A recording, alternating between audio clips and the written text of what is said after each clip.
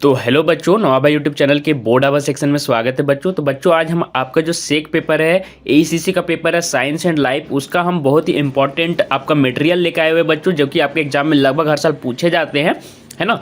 तो आप double star का क्लास है, थोड़ा सा भी मिस नहीं कीजिएगा, पूरा वीडियो देखा करिएगा, है ना। और इससे पहले मैं बता दूं कि बच्चों हमारे दो चैनल हैं, नौ आभा और बोर्ड आभा, दोनों चैनलों को सब्सक्राइब करके रख लीजिएगा। ये दोनों चैनलों में आपके क्या होंगे कि आपके जो एग्जाम में सेक पेपर, एईसीसी पेपर जो भी है और आपका जो ऑनर्स पेपर है, सभी के इंपॉर्टेंट लेक्चर क्लास, सब्सिडरी जो आपका रहता है, वो सारी के यहाँ पे आपको जेनरिक पेपर का सभी का सॉल्यूशन और लेक्चर इंपॉर्टेंट यहाँ पे दिया जाएगा। तो आप एक तरह से जल्दी से सब्सक्राइब करके रखें ताकि कोई भी वीडियो और इंपॉर्टेंट मटेरियल आपसे मिस ना हो जाए। तो चलिए बच्चों, यहाँ पे हम साइंस एंड लाइफ का लेने जा रहे हैं और मैं बता दूं कि आपको यहाँ पे नोट कॉपी निकाल के रखनी है, सारी चीज़ें नोट करते जानी है, अन्यथा आप स्क्रीनशॉट ले सकते हैं, लेकिन नोट्स बनाइएगा तो ज़्यादा अच्छा रहेगा। बहुत सारे बच्चों को यह भी डाउट रहता है कि पेपर किस प्रकार रहेगा, हिंदी में रहेगा कि इंग्लिश में रहेगा। तो मैं बता दूं बच्चों कि आपको मैं यहाँ पे बता दे रहा हूँ कि इंग्लिश में ही पेपर ज़्यादा अच्छा रहेगा, आप कर लें, है ना। ऐसे हिंदी में भी रहता है ऑप्शन, लेकिन खाली स्थान भरने वाला कुछ पेपर आप देखिएगा जो पिछले सेशन का है, वहाँ पे इंग्लिश में ही सिर्फ पूछा हुआ है ना। और किसी किसी में इंग्लिश हिंदी दोनों दिया हुआ था। मैं तो यही कहूँगा कि मैं यहाँ पे दोनों मीडियम में करा दे रहा हूँ, इंग्लिश में लिखा हुआ रहेगा, लेकिन मैं इतने अच्छे से समझा दूंगा कि हिंदी वाले भी अच्छे से समझ सकते हैं, और आप इसी तरह तैयारी करके जाए तो ज़्यादा बेहतर रहेगा मेरे हिसाब से। ठीक है, तो चलिए वीडियो पे चलते हैं, है ना। तो यहाँ से आप नोट्स बनाते चलिएगा, और जो भी इंपॉर्टेंट डाउट है आप कमेंट में कर सकते हैं, है ना। और चलिए बच्चों, तो सीधे चलते हैं हम सॉल्यूशन पर। इसके क्वेश्चन पेपर किस तरह के आते हैं देख लीजिए। देखिए बच्चों, ये आपका आ जाता है, कभी कभी आप देखे होंगे डिफाइन सेल, है ना, आपको भरने वाला में आएगा। तो याद रखिएगा कि सेल एक स्ट्रक्चरल और functional unit of living organism है ना। जितने भी जीवित ऑर्गेनिज्म है, जितने भी जीवित प्राणी है, सबका ये एक तरह से स्ट्रक्चरल मतलब कि बनावट की दृष्टि से, और फंक्शनल मतलब कार्यात्मक दृष्टि से, सभी का ये एक इकाई है। समझ में आ रहा है, सबसे छोटी इकाई। तो याद रखिएगा, cell is structural and functional unit of living organism. ठीक है, और ये बिल्डिंग ब्लॉक्स है, जो आपको पता होगा किसी भी बॉडी का बिल्डिंग ब्लॉक्स किसे कहा जाता है, सेल को कहा जाता है। देखिए बच्चों, क्या होता है कि ये मटेरियल आप एक बार अपने से पढ़िएगा तो याद नहीं होगा, लेकिन सुन के जरूर याद हो जाता है। तो इसलिए आप पूरी वीडियो को देखा करें, एक दो बार जो सुन लेते हैं वो ज़्यादा याद रहती है। लैंग्वेज कैसे मतलब कि डेवलप किया, लैंग्वेज को हम सुनते हैं, बच्चे सुनते हैं तो ज़्यादा याद हो जाता है। तो लैंग्वेज इसी तरह से डेवलप हुआ। इसलिए मैं कहता हूँ कि पूरी वीडियो देखा कीजिए, सुना कीजिए। सुन लेने से क्या होगा, आपके माइंड में बैठ जाएगा, और एक बार एग्जाम से पहले एक बार फिर देख लीजिएगा, है ना। तो उससे क्या होगा, दो बार देखने से सारी चीज़ आपको याद हो जाएगी। देखिए बच्चों, यहाँ पे क्या पूछ रहा है कि याद रखिएगा कि प्लांट सेल और एनिमल सेल में क्या मतलब कि डिफरेंस है। याद रखिएगा, यहाँ लिखा हुआ है plant cell, what is difference between plant cell and animal cell. दोनों के सेल में क्या अंतर है, प्लांट सेल और एनिमल सेल में। एनिमल सेल मतलब कि जंतु वाले जो आपके कोशिका होते हैं, सेल होते हैं, और प्लांट का जो सेल होता है उसमें। ठीक है, तो दोनों में क्या फर्क है चलिए हम बताते हैं। तो देखिए यहाँ पे क्या लिखा हुआ है कि plant cell has cell walls where animal cell lack it. वही मैं बताने जा रहा था कि एनिमल सेल इस प्रकार का गोल वाला रहेगा बच्चों, और यहाँ पे आपको इसका वाल नहीं रहता। याद रखिएगा, किनारे में एक वाल होता है ना, इसकी जो बाउंड्री होते हैं सेल का, वहाँ पे जो आपका एनिमल का जो आपका रहता है सेल, उसमें नहीं रहता है। ठीक है, जिसको वाल बोलते हैं। लेकिन देखिए यहाँ पे बच्चों, जो प्लांट का सेल होता है उसमें वाल होता है किनारे किनारे। मैं बता देता हूँ फिगर से, ऐसे करके आपका रहता है प्लांट का सेल, आपने पढ़ा होगा 9th क्लास में। और उसके किनारे किनारे में ऐसे बाउंड्री जैसा रहता है, जैसे मैंने चित्र बना दिया है ना। और ये जो पार्ट आपको दिख रहा है बीच में गैप है, वो गैप क्या है, प्लांट का वाल है ना, सेल का वाल होता है। तो ये प्लांट का है, याद रखिएगा, और ये एनिमल का। यहाँ प्लांट में लिख देता हूँ PL, और यहाँ पे एनिमल। तो इससे आपको याद रखना है कि प्लांट का जो इतना भी सेल होता है उसमें क्या होता है, प्लांट वाल होता है, सेल वाल होता है, जबकि एनिमल सेल में वो नहीं होता है। ये प्रश्न भी आता है। अगला देखिए बच्चों, पूछ रहा है what are important organelles parts of a cell. तो सेल का इंपॉर्टेंट पार्ट क्या है, तो याद रखिएगा कि सेल में आपको याद होगा ये सारी चीज़ें आपने की होगी। न्यूक्लियस जो कि बीच में होता है सेल का, है ना। माइटोकॉन्ड्रिया को आपको पता होगा कि एनर्जी हाउस भी बोला जाता है ना, एनर्जी हाउस ऑफ मतलब बॉडी। राइबोसोम, है ना, साइटोप्लाज्म, है ना, क्लोरोप्लास्ट, ये सारे इंपॉर्टेंट हैं सेल के। क्लोरोप्लास्ट याद रखिएगा कि प्लांट बॉडी में पाया जाता है, एनिमल के बॉडी में मतलब कि एनिमल के सेल में नहीं पाया जाता है, प्लांट सेल में पाया जाता है। तो ये सारी चीज़ें हैं, इसमें से पूछ देगा, कभी कभी पूछ देता है कि इनमें से कौन सा मतलब कि ऑर्गेनिल्स है, पार्ट्स है जो कि सेल का मतलब पार्ट नहीं है। तो 3 ऑप्शन यहाँ से रहेंगे, और एक अलग से कुछ दे दिया जाएगा, जैसे कि दे दिया जाएगा अपने से दे दिया जाएगा कि सेल का पार्ट नहीं है, राइबोसोम, माइटोकॉन्ड्रिया, न्यूक्लियस, और कुछ दे देगा जैसे एमिनो एसिड। तो आप इसको टिक मार दीजिएगा, समझ रहे हैं। कुछ भी अलग इससे दिखेगा तो आप मार सकते हैं। तो ये देखिए यहाँ पे लिख भी दिया है कि however chloroplast however is absent in plant cell. देखिए यहाँ पे उल्टा लिख दिया है, क्लोरोप्लास्ट तो ह्यूमन एनिमल बॉडी में नहीं होता है, प्लांट बॉडी में होता है, ये थोड़ा सा उल्टा लिख दिया हो गया। देखिए बच्चों क्या लिख रहा है कि what is function of chloroplast. Chloroplast का क्या काम है बच्चों, तो क्लोरोप्लास्ट सिंथेसिस फूड, आपको पता होगा carbohydrate in presence of light. आपको पता होगा कि पत्तियों में क्या होता है, क्लोरोफिल होता है, जिसको क्लोरोप्लास्ट भी बोल रहे हैं। देखिए यहाँ पे सेल में क्लोरोप्लास्ट, इसका एक मतलब कि क्लोरोप्लास्ट पाया जाता है सेल में, जो कि क्या करते हैं, फूड को, कार्बोहाइड्रेट को प्रेजेंस ऑफ लाइट, याद रखिएगा कि सनलाइट के प्रेजेंस में ये क्या करते हैं, फूड बनाते हैं, कार्बोहाइड्रेट का ये क्या करते हैं, फॉर्मेशन करते हैं। The process is known as photosynthesis. ये भी पूछ सकता है बच्चों फोटोसिंथेसिस क्या है, तो याद रखिएगा कि लिख दीजिएगा chloroplast synthesis food in presence of light, इस तरह का पूछता है। तो as animal cell does not possesses chloroplast, मैंने पहले बताया कि एनिमल सेल में ये नहीं होता है, याद रखिएगा, they can not synthesis their own food, इसलिए वो अपना खाना अपने खुद नहीं बना सकते। अब देखिए बच्चों माइटोकॉन्ड्रिया से ये हर बार क्वेश्चन आता है, बहुत इंपॉर्टेंट, डबल स्टार है। तो याद रखिएगा कि what is function of mitochondria. Mitochondria release energy from store food, जो आपका स्टोर करता है बॉडी फूड, आपका शरीर, उससे वो एनर्जी रिलीज करता है ना, इसलिए इसे पावर हाउस ऑफ सेल कहा जाता है। ये मैंने आपको पहले भी बताया था, ये इंपॉर्टेंट है, याद रखिएगा। पावर सेल ऑफ हाउस किसे कहा जाता है, माइटोकॉन्ड्रिया को। अगला देखिए बच्चों क्या पूछ रहा है, व्हाट इज न्यूक्लियस। न्यूक्लियस क्या है बच्चों, तो याद रखिएगा न्यूक्लियस आपका जो होता है केंद्रक होता है, जो कि सेल के बीच में, इसको न्यूक्लियस बोलते हैं। क्या बोल रहा है देखिए कि nucleus is the organelle which controls all functions of cell. याद रखिएगा कि बहुत ही इंपॉर्टेंट होता है, सबसे मेन होता है न्यूक्लियस, है ना। और सारे फंक्शन जितने भी होते हैं, जैसे कि हमारे शरीर का माथा होता है ना बच्चों, ब्रेन, उसी तरह से एक सेल का न्यूक्लियस ही ऐसा मतलब कि ऑर्गेनेल है जो कि सभी फंक्शंस को कंट्रोल करता है।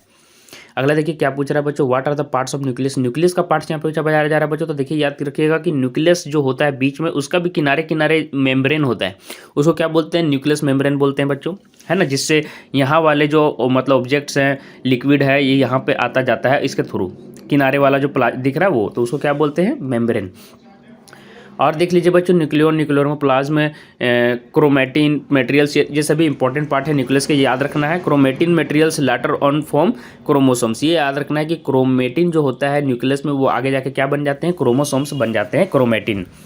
चलिए बच्चों अब क्रोमोसोम का फंक्शन याद रखना है कि what is function of chromosome, ये भी इंपॉर्टेंट है, पूछ लिया जाता है, देख लीजिएगा। Chromosome is a road shaped, rod shape मतलब ऐसे शेप का रहता है, याद रखिएगा। Road shaped structure which organ contains gene, जिसके पास जीन होता है। आपको पता होगा जीन एक स्पीसीज में जो होता है, पेरेंट जो होते हैं, वो अपने जीन को अपने, है ना, इन्फेंट या मतलब कि न्यू जनरेशन में उसको क्या करते हैं, भेजते हैं, मतलब कि वो ट्रांसमिट कर देते हैं। तो ये हुआ एक तरह से, क्या लिखा हुआ है, chromosome is a rod shaped structure, है ना, which contain gene bears the material which help in expression of character. याद रखिएगा कि जीन से ही हमारे कैरेक्टर एक्सप्रेशंस का क्या होती है, निर्धारित होती है। तो ये आपका हो गया क्रोमोसोम। याद रखिएगा कि इसी से बच्चे अपने माता पिता के सारे गुण को पकड़ते हैं। Can we see a cell by naked eye, देखिए बोल रहा है कि क्या हम कोशिका को नेकेड आई से देख सकते हैं, नंगी आंख से देख सकते हैं, बिना माइक्रोस्कोप, बिना किसी इक्विपमेंट के यूज के बच्चों। तो देखिए यहाँ लिख दिया, most of the cells are so small, अधिकतर स्मॉल्स बहुत छोटे स्मॉल होते हैं अधिकतर cells, so we can not see it by naked eye, जो जिनको हम नंगी आंखों से, नेकेड आई से नहीं देख सकते। अगला देखिए बच्चों ये पूछ दिया जाता है, ये भी इंपॉर्टेंट क्वेश्चन है, व्हाट इज रेस्पिरेशन। रेस्पिरेशन मतलब आपको पता होगा श्वसन कहते हैं, तो देखिए क्या है, respiration is intake of oxygen gas, oxygen का लेना, and release of carbon dioxide, और कार्बन डाइऑक्साइड को छोड़ना, इसी को हम रेस्पिरेशन कहते हैं। The oxygen is used in burning in food. याद रखिएगा कि खाना जो हम जितने भी खाते हैं उसको पचाने में, उसको अच्छे से तोड़ने में कौन मदद करता है बच्चों, ऑक्सीजन उसको मतलब कि सिंप्लीफाइड फॉर्म में करने में उसको हेल्प करता है, जिससे हमें एनर्जी रिलीज होती है, जो कि ब्लड के थ्रू हमारे पूरे बॉडी में क्या होता है, चले जाता है। अगला देखिए बच्चों क्या पूछ रहा है, chemically which type of reaction is involve in respiration, किस तरह का रिएक्शन होता है, टाइप ऑफ रिएक्शन ये पूछता है, बहुत इंपॉर्टेंट है, पूछ दिया जाता है बच्चों, डबल स्टार क्वेश्चन है ना, कि which type of reaction is involve in respiration. याद रखिएगा chemically respiration is oxidation of food, food का ऑक्सीडेशन होता है बच्चों। अभी आपको बताया कि फूड और ऑक्सीजन यहाँ पे आपके साथ में आपके बॉडी में क्या करते हैं, बर्न करते हैं अपने खाने को और पचाते हैं, मतलब कि सिंप्लीफाइड फॉर्म में तोड़ते हैं, जिससे कार्बोहाइड्रेट निकलता है, जिससे हमें एनर्जी मिलती है ना। अब ब्लड के थ्रू पूरे बॉडी में ट्रांसमिट हो जाते हैं। What is oxidised in the process of respiration. याद रखिएगा कि रेस्पिरेशन में क्या मतलब कि प्रोसेस में क्या होता है, कौन सा चीज़ ऑक्सीडाइड होता है, carbohydrate is oxidised during respiration. याद रखिएगा ऑक्सीजन जो होता है फूड में अधिकतर क्या होता है, कार्बोहाइड्रेट होता है, तो उसी को तोड़ते हैं कार्बोहाइड्रेट को, और उससे फिर ग्लूकोज और एनर्जी निकलती है। याद रखिएगा ग्लूकोज और एनर्जी है ना, साथ में कार्बन डाइऑक्साइड। तो ये देखिए बच्चों इस तरह के मतलब कि फॉर्मेशन है। तो याद रखिएगा कार्बोहाइड्रेट ऑक्सीडाइज्ड होता है रेस्पिरेशन के थ्रू। फूड में क्या पाया जाता है, कार्बोहाइड्रेट पाया जाता है, जिससे एनर्जी हम बॉडी को मिलती है। Which type of process is respiration, living और नॉन लिविंग। बोल रहा है रेस्पिरेशन किस बॉडी मतलब किस प्रकार का मतलब कि प्रोसेस है, लिविंग ऑर्गेनिज्म में होता है या नॉन लिविंग ऑर्गेनिज्म में। तो ये बहुत आसान है, रेस्पिरेशन इज ए लिविंग और प्रोसेस मतलब कि लिविंग ऑर्गेनिज्म में ये होता है। Which organelle of cell is involve in respiration. याद रखिएगा कि सेल का कौन सा पार्ट रेस्पिरेशन में पार्टिसिपेट करता है। तो ये भी क्वेश्चन डबल स्टार का आता ही आता है। ये याद रखिएगा कि रेस्पिरेशन में आपको माइटोकॉन्ड्रिया पार्टिसिपेट करता है, इसीलिए इसे energy house of the cell भी बोला जाता है। यहाँ से ही रेस्पिरेशन आपका थ्रू होता है। What is digestion. डाइजेशन मतलब कि पचना, खाने का पचना। डाइजेशन क्या है बच्चों, तो digestion is physical breakdown of complex food into simple components. याद रखिएगा कि डाइजेशन में जो आपका जो होता है कॉम्प्लेक्स फूड मतलब कि जो अपने शुरू में जो फॉर्म में रहते हैं, बड़े फॉर्म में रहते हैं, उसको सिंपल फॉर्म में तोड़ना ही डाइजेशन है, जिससे कि हमारा खाना पचता है। What is the role of enzyme in digestion. Enzyme आपको पता होगा कि एक तरह के प्रोटीन होते हैं अधिकतर एंजाइम।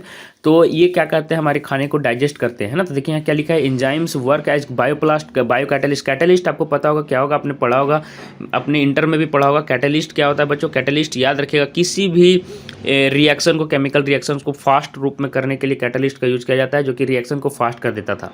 तो enzymes work as bio catalyst. देखिए ये किसी भी बायो कैटलिस्ट है, मतलब किसी भी चीज़ को, प्रोसेस को बढ़ा देता है इन द प्रोसेस ऑफ डाइजेशन। ये डाइजेशन के मतलब कि प्रोसेस को तेजी से बढ़ा देता है, इसको एंजाइम कहते हैं। देखिए बच्चों यहाँ पे बहुत ही इंपॉर्टेंट है, ये भी पूछ देता है what is chemical composition of enzymes. Chemical composition of enzymes क्या है बच्चों, तो enzymes are protein in nature. याद रखिएगा कि एंजाइम्स जो होते हैं वो प्रोटीन होते हैं।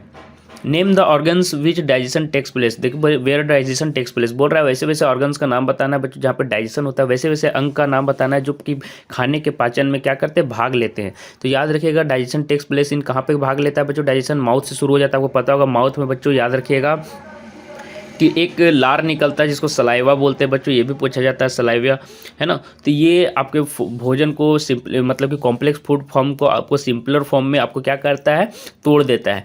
ठीक है, तो माउथ से शुरू होता है, स्टमक आपको पता होगा जिसको हिंदी में अमाशय बोलते हैं, और इंटेस्टाइन आपका हो गया, इंटेस्टाइन हो गया आपका आंत, है ना। दो तरह के इंटेस्टाइन होता है बताओ बच्चों, याद रखिएगा, एक लार्ज इंटेस्टाइन होता है और एक आपका छोटी आंत और बड़ी आंत, ये आपको पता ही होगा, और माउथ और स्टमक। ठीक है, इसमें और भी आपको पता होगा कि नाली में जो ऑस्फेगस होता है, जो कि जिसके थ्रू खाना हम खाते हैं, और ऑस्फेगस के थ्रू ये स्टमक में चला जाता है। यहाँ पे स्टमक होता है इस फॉर्म का, ऐसे होता है, ठीक है, और यहाँ पे हम अपने माउथ के थ्रू घुसा लेते हैं, और यहाँ पे एक नली होती है उसी को ऑस्फेगस कहते हैं। ये सारी चीज़ें पूछी जाती हैं। देखिए बच्चों अब 20वां नंबर क्वेश्चन क्या किया, what happens to digested food in body. जो हमारा खाना पच जाता है, डाइजेस्ट हो जाता है फूड, उसका हमारे बॉडी में क्या होता है बच्चों। तो देखिए बहुत ही इंपॉर्टेंट है, what happens to digested food in body. तो digested food is absorbed in small intestine. याद रखना है कि बच्चों हमारा जो खाना है, ये बहुत ही इंपॉर्टेंट चीज़ मैं बताने जा रहा हूँ, कि याद रखिएगा कि हमारे नोट्स बना लीजिएगा कि हमारे बॉडी में फूड का एब्जॉर्प्शन कहाँ होता है, स्मॉल इंटेस्टाइन में। याद रखिएगा स्मॉल इंटेस्टाइन में, मैं लिख दे रहा हूँ स्मॉल इंटेस्टाइन में, है ना। और वाटर का कहाँ होता है बच्चों, वाटर का होता है लार्ज इंटेस्टाइन में, मतलब बड़ी आंत में, लिख लीजिएगा लार्ज इंटेस्टाइन। ठीक है, मैं शॉर्टकट में बता दिया हूँ, वाटर का कहाँ होता है, लार्ज इंटेस्टाइन में, और फूड का होता है स्मॉल इंटेस्टाइन में। नोट बना लीजिएगा। तो देखिए यहाँ लिख रहा है the digested food is absorbed in almost small intestine, मतलब जो पचा हुआ खाना है छोटी आंत में क्या होता है, एब्जॉर्ब हो जाता है स्मॉल इंटेस्टाइन में, and then distributed in cell of body. और पूरे हमारे बॉडी में किसके द्वारा, ब्लड के द्वारा देखिएगा भी हो जाएगा आपका डिस्ट्रीब्यूशन। तो देखिए here it is oxidised and energy release. आपको याद रखना है कि आपका जो खाना है वो ऑक्सीडाइज होता है और एनर्जी आपको रिलीज होती है, जो मैंने आपको बताया था। ठीक है, अब लास्ट देखिए बच्चों 20 नंबर तक यहाँ पे मैं ले रहा हूँ, और पार्ट 2 में आपका आगे बचा हुआ शेष में करा दूंगा। तो देखिए क्या दिया हुआ, what do you mean by growth. Growth का मतलब क्या होता है बच्चों, वृद्धि से क्या मतलब है। Growth refers to the maturation and increase in size of body. Maturation मतलब कि ग्रोथ का मतलब होता है शरीर का बढ़ना और मैच्योरिटी को आना। और देख लेते हैं बच्चों water organic compounds. Organic compounds क्या है, देखिए क्या है बच्चों, कंपाउंड्स हैविंग कार्बन एटम्स। जहाँ कार्बन एटम्स होते हैं बच्चों उसी को ऑर्गेनिक कंपाउंड्स कहा जाता है। तो compounds having carbon atoms are known as organic compounds. याद रखिएगा कार्बन एटम इसमें होने जरूरी है। Compounds which lack carbon atom are called inorganic compounds. याद रखिएगा कि कंपाउंड्स जो कि कार्बन एटम को मतलब नहीं रहता है जिसमें, उसको क्या कहते हैं, इनऑर्गेनिक कंपाउंड्स कहा जाता है उन्हें बच्चों। इनऑर्गेनिक कंपाउंड्स और ऑर्गेनिक कंपाउंड्स का आपको डेफिनेशन याद हो गया होगा, आप 11th 12th में पढ़े होंगे, लेकिन बहुत सारी चीज़ें चीज़ आज बच्चे धीरे धीरे भूल जाते हैं, तो यहाँ पे आपको याद हो गई होगी। वाट आर मैक्रोमोलिकुल्स, याद रखिएगा बच्चों, माइक्रो मतलब होता है छोटा, याद रखिएगा, और मैक्रो मतलब थोड़ा बड़ा होता है, मैक्रो, ठीक है। तो वाटर मैक्रोमोलिकुल्स, देखिए क्या बोल रहा है बच्चों, देखिए यहाँ पे वही बात लिखा हुआ है। मैक्रोमोलिकुल्स क्या है, तो molecules containing very large number of atoms, बहुत लार्ज एटम्स का जो कंटेंट्स होता है उसी को हम लोग मैक्रोमोलिकुल्स कहते हैं। देखिए बच्चों, कुछ 25 क्वेश्चन मैं आज करा दे रहा हूँ बच्चों। What are examples of macromolecules, macromolecules के कुछ एग्जाम्पल पूछ रहा है बच्चों। तो याद रखिएगा, प्रोटीन्स बहुत ही लंबा चेन होता है बच्चों, आपको पता होगा। तो ये एक मैक्रोमोलिकुल्स हो गया। कार्बोहाइड्रेट्स भी बच्चों आपको पता होगा, कॉम्प्लेक्स फॉर्म में होते हैं ये। फैट्स, है ना, ये सारे कॉमन मोलिक्यूल्स हैं बच्चों, मैक्रोमोलिकुल्स है। वाटर कार्बोहाइड्रेट, कार्बोहाइड्रेट्स क्या बच्चों, याद रखिएगा, कार्बोहाइड्रेट्स और मैक्रोमोलिकुल्स अभी आपने मैंने ऊपर बताया। Which contain carbon dioxide and hydrogen atom, ये सारी चीज़ें वो रखता है। क्या रखता है, carbon, oxygen and hydrogen atoms. They are found in cells of atoms, plants and animals. याद रखिएगा, ये एनिमल और प्लांट दोनों के सेल में क्या करते हैं, मतलब कि पाए जाते हैं। तो याद रखिएगा, कार्बोहाइड्रेट क्या है, मैक्रोमोलिकुल्स है, ये भी पूछा जाता है। और ये क्या कंटेन करता है, मतलब इसके पास क्या है, कार्बन ऑक्सीजन है और हाइड्रोजन एटम्स है, और ये कहाँ पे, प्लांट और एनिमल दोनों के सेल में पाए जाते हैं। तो बच्चों मैंने यहाँ पे इसको इस मतलब कि पार्ट में 25 क्वेश्चन करा दिया। आशा करता हूँ ये वीडियो आपको पसंद आई है बच्चों। इसी तरह का बाकी आपको पेपर चाहिए बच्चों, तो ऊपर के आई बटन में देख लीजिएगा, आई बटन में जाके देख लीजिए, और प्लेलिस्ट है बनाया दिया मैंने आईसीसी पेपर का, सारे का सारे पुराने पिछले साल के क्वेश्चन पेपर मैंने करा दिया बच्चों। बहुत ही मेहनत लगती है इसमें बच्चों, प्लीज़ आप वीडियो को पूरा देखा करें, और एग्जाम से पहले एक बार इसे जरूर देख लीजिएगा, नहीं तो सारी चीज़ आप मिस आउट कर दीजिएगा, भूल जाइएगा, है ना। तो आज के लिए बस इतना ही बच्चों। आपके आने वाले आगामी एग्जाम के लिए हमारे तरफ से बहुत सारी ढेर सारी शुभकामनाएं बच्चों। धन्यवाद।